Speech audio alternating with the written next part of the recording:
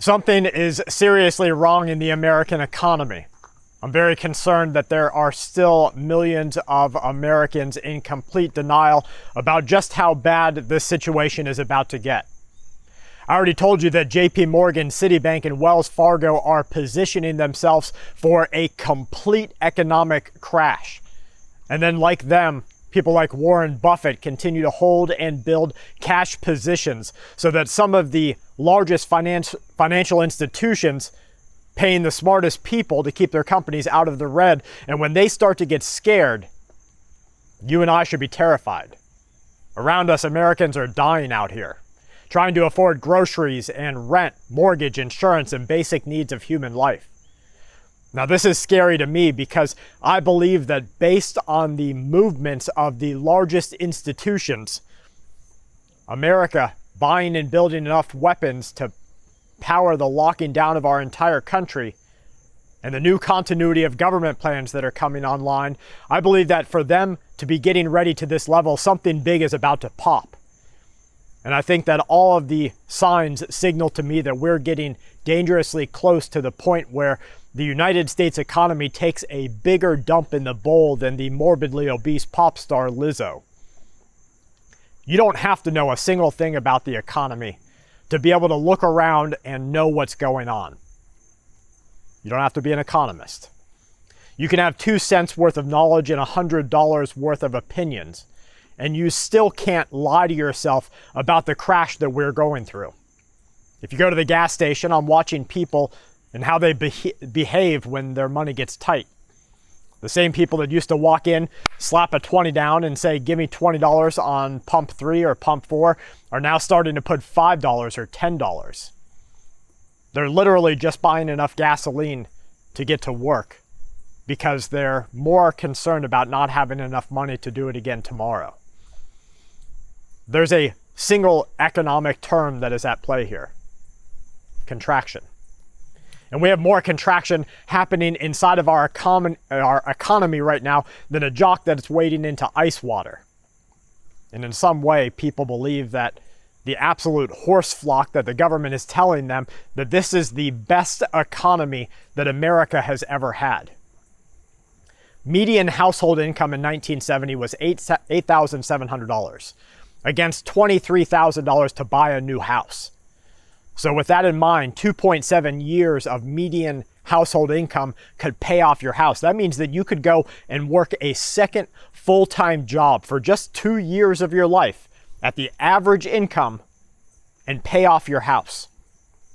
The median price of a new home 2026 is $400,000. And today, when you factor in the average cost of living, if someone pays all of their rent, pays all of their bills, it would take them between 12 and 30 years of working their life away to a second job just to pay off a mortgage on a new house. That's contraction. Now, many Americans can't even afford to buy a week's worth of groceries at a time, and this is at a time that the government lies to us and says we're in the best economy ever. You better start preparing right now to be poor. Your job is looking to replace you. And your competitor, if you operate your own business, is looking to put you out of business right now. And I keep wondering just how far they can push us before revolution hits the street. But then I remember that the people in power have case studies: Cuba, Venezuela, India, Vietnam, Pakistan, and countless other countries to look at. Did you know that every morning in Cuba, the employed men wake up, they get dressed for work, knowing that the worst part of their job isn't the hours, it's that their monthly salary disappears as soon as they get it. An ordinary state worker earns a few US dollars per month. They have inflation, shortages, a completely foobarred currency system that has pushed the street price of basic necessities beyond what any official wage can cover. So for their rice, cooking oil, soap, medicine, these are calculations and not purchases, because a single broken refrigerator puts them out on the street. And then our government looks at the Philippines, and depending on the region there, workers bring home wages that translate into roughly around a couple $100s a month. But if you rent a place near the employable districts and you pay electricity and food and transportation, it takes away your paycheck. If you move closer, the higher cost of rent purchases you, and if you move further away, the higher cost of transportation steals your money. Now in the Philippines, they buy their rice by the sack, which is smart. But they barely eat meat because it's something they have to budget. One crisis demolishes them. And then our government looks at India. India is one of the world's fastest growing economies, where an ordinary salaried worker earns tens of thousands of rupees per month. But then the cost of housing erodes an enormous share of the median salary. You've got groceries, electricity, just like here. Now the juice here is that they can push you a lot further. And they're trying to. And the scary part is what's going to happen when tens of millions of Americans start to realize all of these issues at the same time. Then we have a much bigger problem. The official economic numbers aren't telling us that we're in a Great Depression because they moved the bar. There are warning signs, and the warning signs that you can look at should make you feel very uncomfortable. This is exactly how the Great Depression became what it was. People remember 1929 because it had a stock market crash. But what really made the Great Depression so unbelievably destructive and what caused the actual nightmare that Americans felt was what happened after. People got scared. They stopped purchasing. And then businesses started losing customers. Those same businesses losing customers cut production because they weren't selling anything. And then that didn't work, so they had to cut hours, and then they fired the workers. And then the workers had less money to put back into the economy, so they stopped buying things. It was a cycle. And this cycle repeated itself over and over again. Economically, it's called a death spiral. And I know that we're going into that right now. If 50 million Americans inside the USA, households, decide that they're only going to buy food, gasoline, and absolute necessities, then our businesses are going to shut their doors faster than a politician leaving a whorehouse.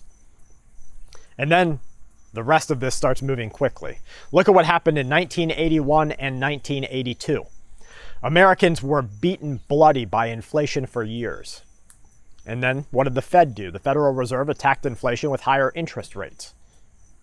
That's something they're about to do right now. Unemployment approached 11%. Manufacturing got crushed. Construction was just a memory, and buying a new car was as far away as the Pope's chance of getting into heaven. According to the Federal Reserve's historical account, goods-producing industries make up about 30% of employment, but it suffered 90% of total job loss. And then when you take a consumer who is, like most of our American brothers and sisters, struggling with prices, and you pile on expensive credit and unemployment on top of them, people tighten up. And then recently, 2008, you probably remember because you lived through it.